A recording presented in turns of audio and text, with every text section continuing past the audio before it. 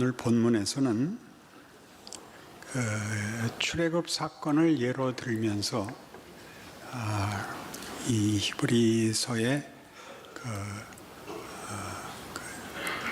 수신인들, 초대교회의 박해와 어려움 속에서 당황하고 실족하고 머뭇거리는 교우들을 이제 힘있게 격려하며 또 고중하고 있습니다.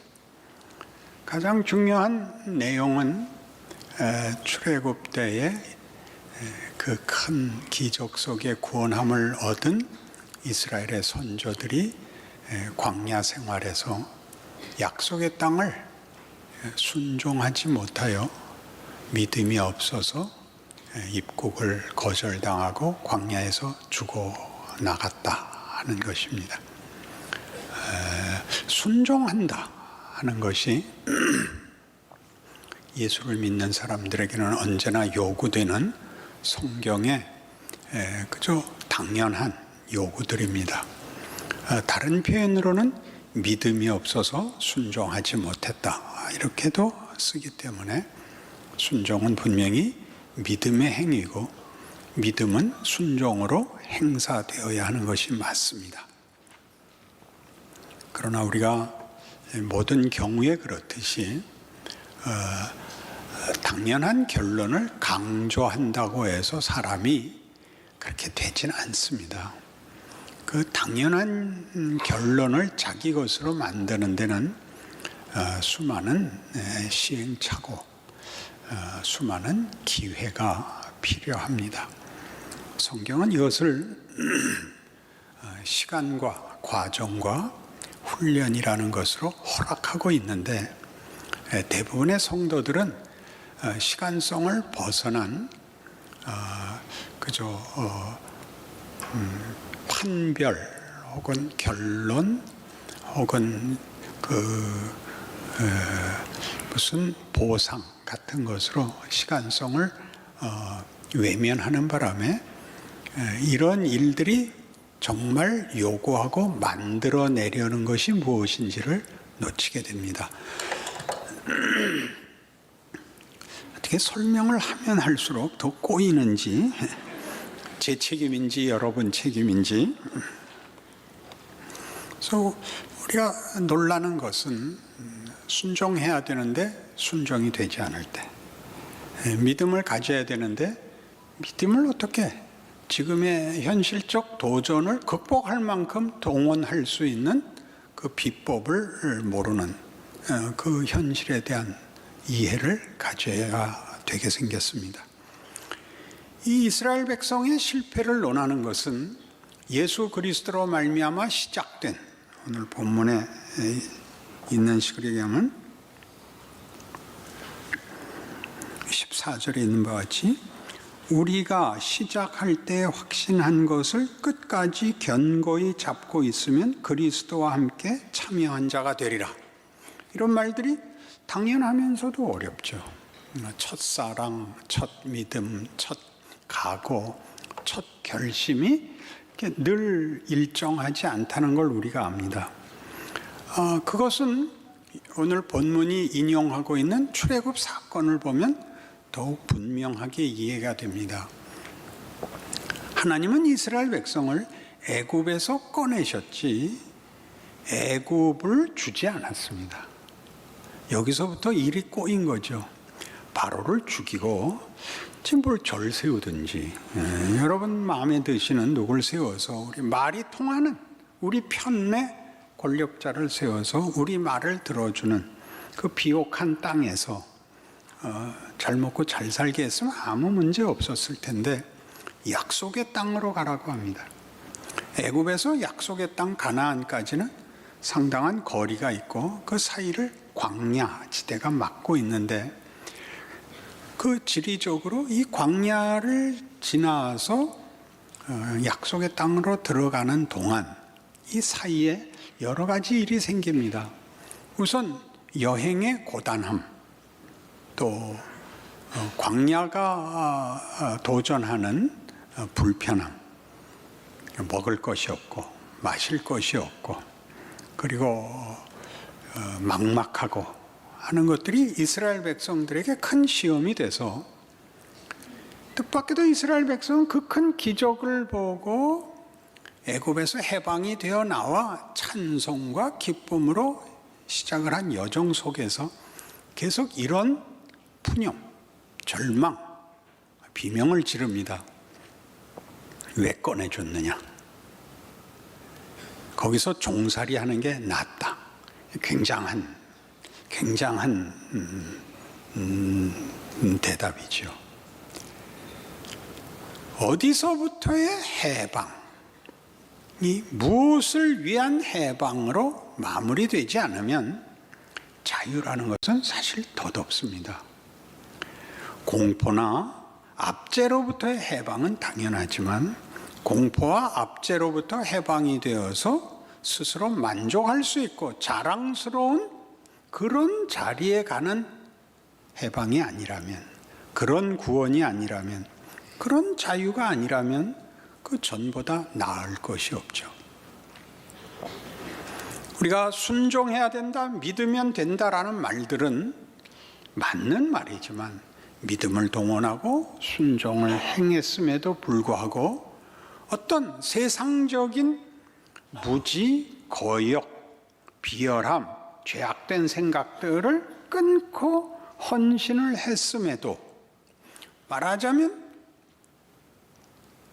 애굽에서 구원을 받았을지라도 간대가 광야에 불과하면 우리는 우리의 믿음이 잘못된 건지, 믿는 게 무슨 소용인지 막막함 속에 들어갈 수밖에 없는 거죠.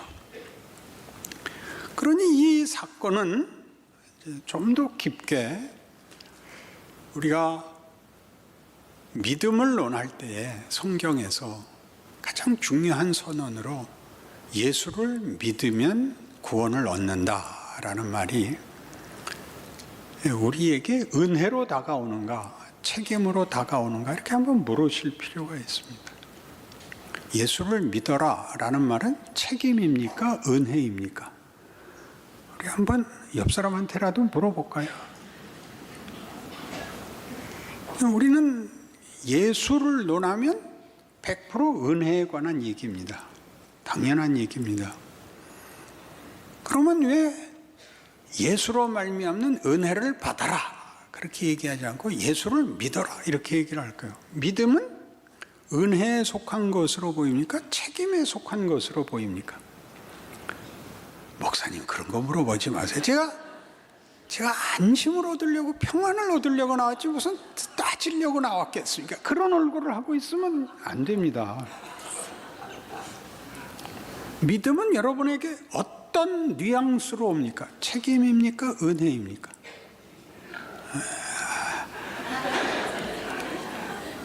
우리는 늘 뻔한 질문은 의심하는 그런 교육을 받아왔습니다. 그건 틀림없이 어디 함정이 있는 겁니다. 그랬죠? 은혜가 뭔지는 모두 압니다. 그러나 성경은 예수를 은혜 받으면이라고 절대 말을 그렇게 안 쓰고 믿으면이라고 써서 분명히 책임적 요소가 있다는 것을 밝히고 있습니다. 그니 책임을 논하면 은혜가 없어지고 은혜를 말하면 책임이 없어지는 이 문제가 우리를 사실은 신앙생활 속에서 가장 우리를 당황시키는 겁니다. 모순에 빠지게 하고 자가당착에 빠지게 하고 막막하게 하죠.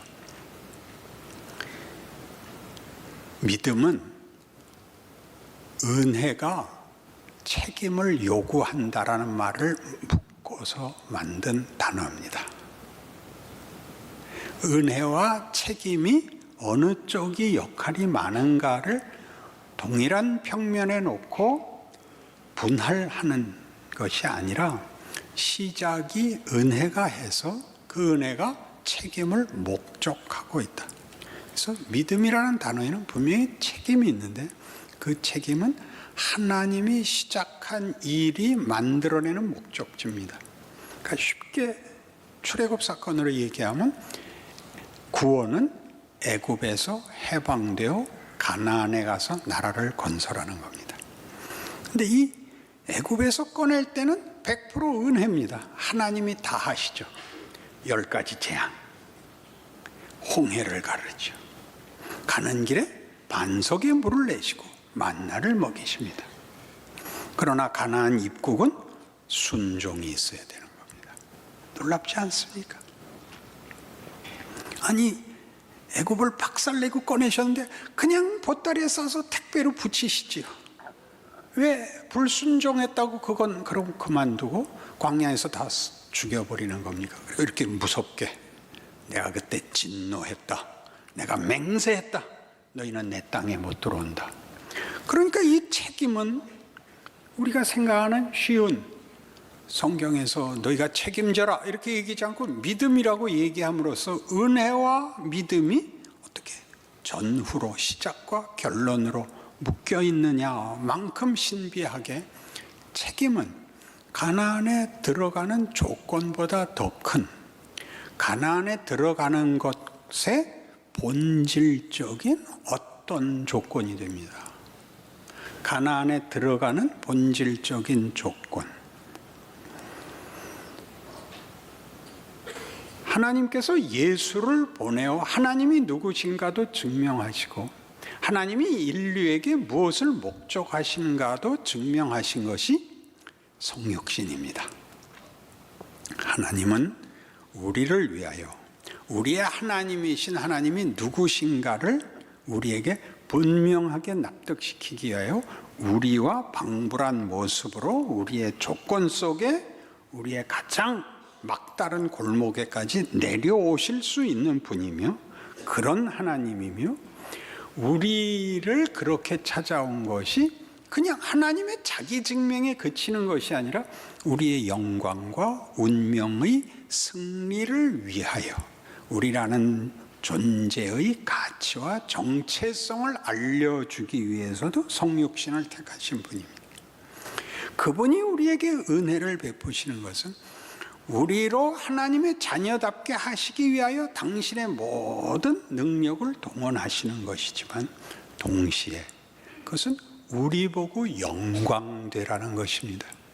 그 영광의 최고의 내용이 뭐냐? 책임입니다. 책임이란 말은 매우 어려운 표현입니다. 본인의 능력, 본인의 어떤 자랑을 얘기하는 것이 아니라 우리라는 존재가 자발성을 가지고 하나님에 대한 항복과 기쁨과 순종을 우리의 가장 중요한 본질로 가지겠다는 자리를 성경이 말하는 것입니다. 그래도 이 말에 의심의 찌꺼기가 남으니까 우리 인간의 영광이라는 것, 자유라는 것, 책임이라는 것이 가지는 명예를 인류 역사에서 어떻게 인문학 속에서 역사 속에서도 이미 그것을 결론을 내렸는가 보십시다. 서구 역사의 최고의 공헌, 서구 역사의 최고의 공헌은 시민 정신을 발견한 거다 그럽니다. 시민 정신. 시민 정신이란 한 나라를 구성하는 국민들은 자유로워야 하고 그리고 그 자유가 책임을 져야 한다는 걸 알아야 된다. 이게 시민 정신입니다. 굉장하죠? 인간의 가치는 자유로워야 하고 자유가 책임을 이해해야 한다. 동양은 뭐였을까요? 동양은 윤리였습니다. 굉장하죠? 서양 서구가 시민 정신을 깨우치는 데까지 역사가 흘러왔고 동양은 윤리라는 책임이 있다는 걸 여기까지 왔습니다. 그러나 그 자유와 그 책임이라는 것이 구체적인 승리와 영광까지는 없습니다. 세상은 나와서 갈 데가 없습니다. 세상에서 나올 수도 없고 나와서 갈 데가 없습니다. 하나님은 우리에게 이렇게 얘기하시는 겁니다. 내가 너희를 흙으로 만들었지만 너희라는 존재는 나와 믿음을 나누고 사랑을 나누고 책임을 나누는 그런 경지까지 내가 목적하고 있다. 이게 기독교입니다. 그러니까 하나님께서 우리에게 물으시고 우리로 답하게 하십니다. 해결을 하라는 것이 아니라 우리가 하나님의 질문에, 도전에 답을 하는데 그 답이 뭐냐 하면 내가 만들 수 있는 것보다 큰 것을 답을 하랍니다. 그러나 우린 그렇게 안 하지요. 뭘 안 하느냐? 이스라엘 백성이 가나안에서 약속된 땅으로 가는 시작에선 홍해를 건너고 출애굽기 15장에서 한 영광의 찬송과 고백들은 이 자기네를 붙잡고 있던 권력이 깨지고 거기서 그들을 꺼낸 하나님의 권능을 실컷 봤기 때문입니다. 10가지 재앙과 홍해가 갈라지는 사건이 그들을 감격시켰습니다. 그러나 광야에서 그들이 뒤집어진 것은 이 고생을 하느니 옛날 생활이 더 안전했다는 거죠. 약간 믿지고 살면 됐거든요. 그렇잖아요. 전쟁도 무슨 정치도 무슨 먹고 살 일도 그건 알아서 하고 약간 관세 받고 힘들게 살면 됐어요. 근데 여기 왔더니 매일매일이 만나를 한꺼번에 줘서 창고에 쌓아놓게도 못하고 또 물도 뭐 늘 어떻게 되는 게 아니라 그 빌고 아우성 치면 바위에서 한 모금 먹을 거 나오고 말고 여기는 모르겠단 말이에요. 앞이 보장이 안 돼 있어요. 저기는 보장돼 있단 말이에요. 400년이나 살았거든요. 거기서 익숙하다고요. 우리 모두가 하는 기도 아니에요? 하나님, 제가 뭘 더 바라겠어요?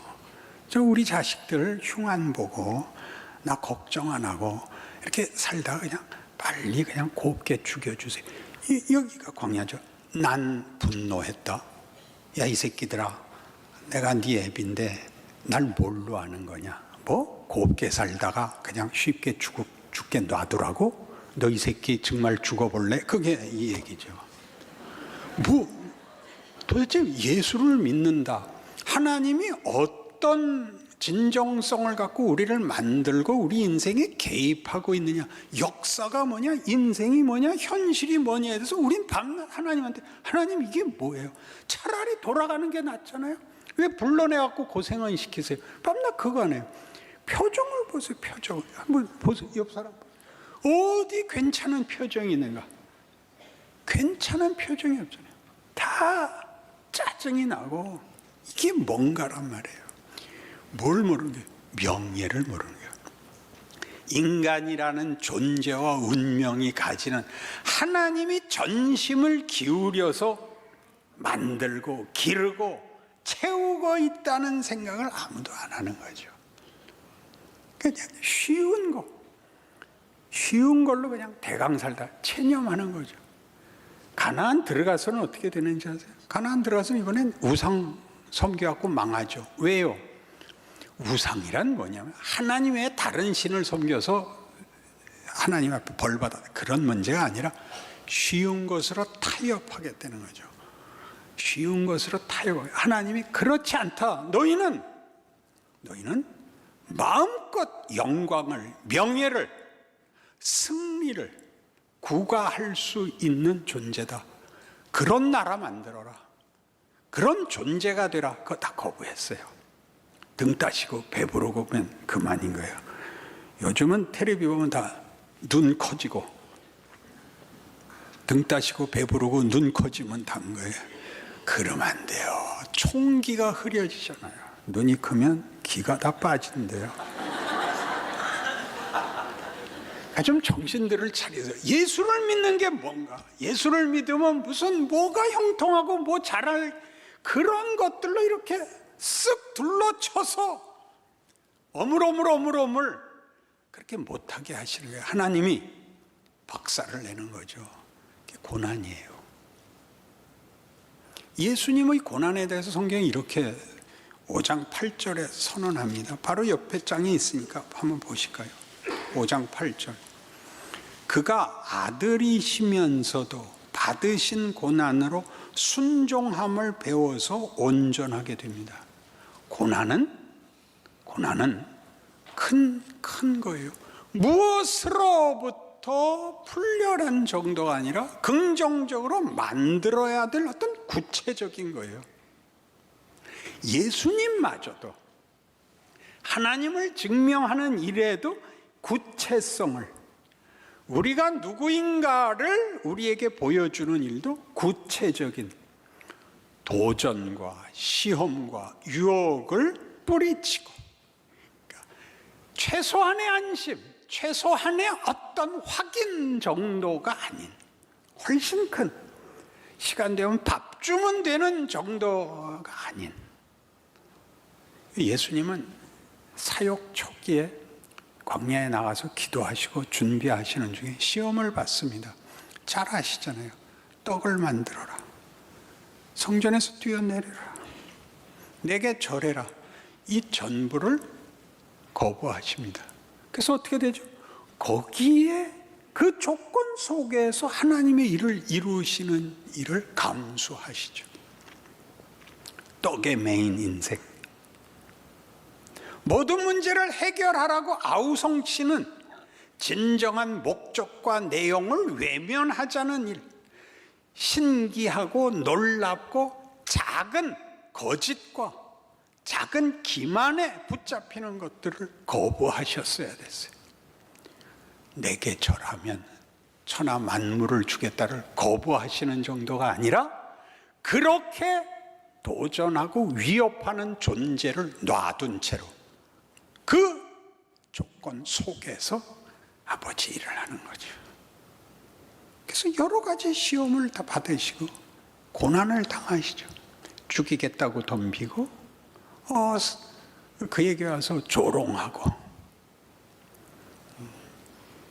그리고 기어코 팔고 채찍질하고 놀리고 달아맵니다.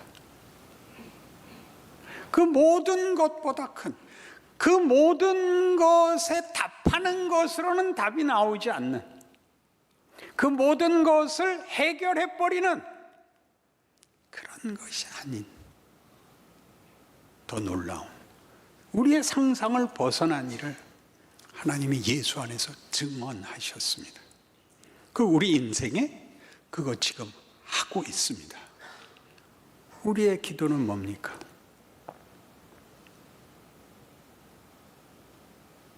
하나님도 고생하시지 말고 저도 고생시키지 말아 주옵소서.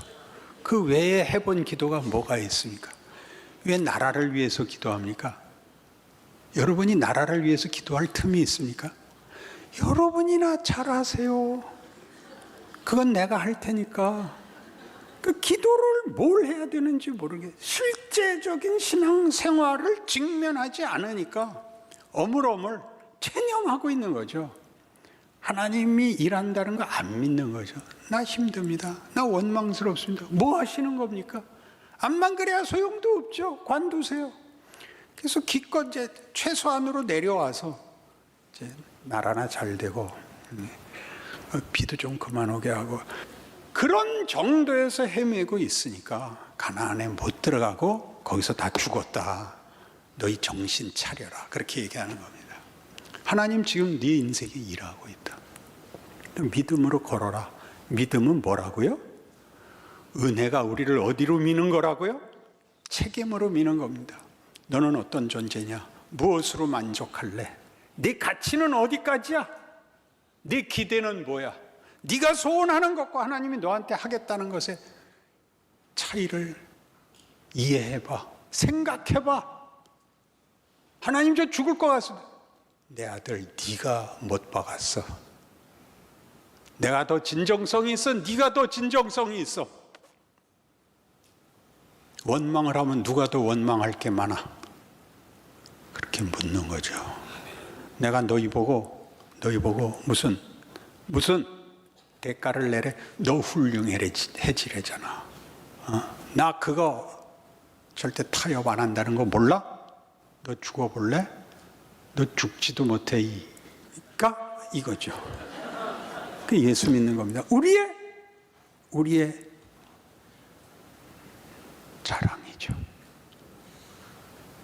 우리의 명예입니다. 여길 극복하지 못하면 여러분은 현실적으로 신앙생활을 할 수도 없고 편안한 얼굴을 만들 다른 방법이 없습니다. 그건 여러분에게 손해입니다. 한 인간으로서 자신의 인생을 살아내는 데 있어서 여러분들은 아무것도 아닌 게 됩니다. 그런 망신일랑 당하지 마시고 여러분에게 주어진 위대한 인생을 사시는 하나님의 자녀가 되십시오.